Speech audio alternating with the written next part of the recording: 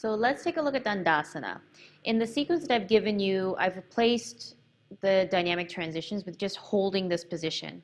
So when you have any sort of an issue with the shoulder, you don't want to be adding body weight until this is, number one, it's healed and it's ready to carry the weight, but then also if you have any sort of pain or inflammation, that's indicative that something isn't working synergistically. So this is a way to make sure that everything is kind of set in the appropriate framework before you start to add weight.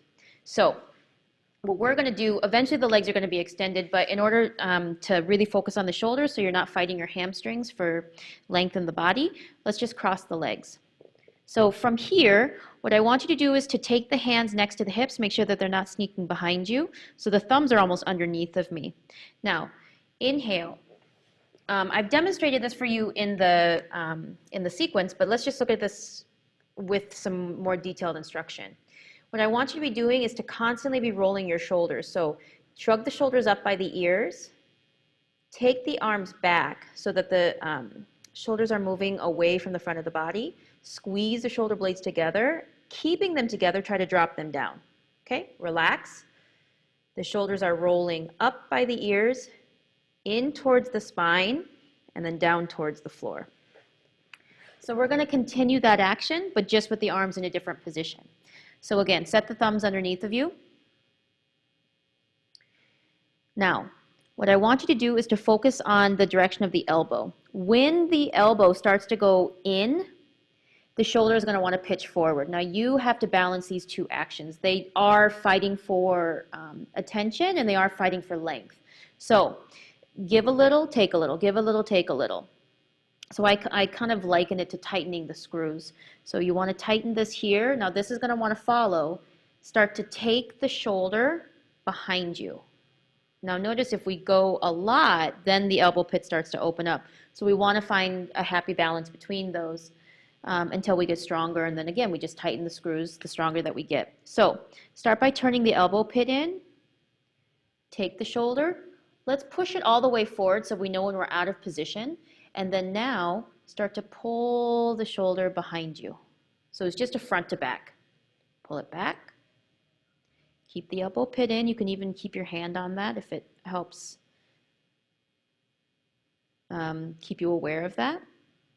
Now, once you've maxed out, you have a balance, the elbow's in, the shoulder's behind you. Inhale, lift your ribs up. Okay? The back is going to arch a little bit. This is perfectly fine. So from here, exhale. Now, it's going to circle, but you're not going to see a lot of action. So my ribs are coming up. The heel of the hand is pushing down. Okay? Again, elbow pit turns in. Shoulder goes back. Ribs come up. Now, when the ribs come up, I'm actually moving my whole trunk around the arm. And then lastly, the heel of the hand comes down.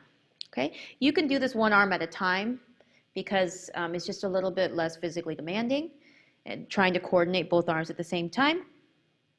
So last one, elbow pit in, shoulder goes behind you, lift your ribs up, push the heels of the hands down. Okay? So once you have all of that in place, just extend your legs to your capacity without disrupting what you've established here. Just hold for a couple of breaths. Again, now just little micro adjustments. Elbow pits keep turning, shoulders keep pulling, ribs keep lifting, heels of the hands. So again, if I'm to exaggerate this, it looks like this, all of those micro adjustments.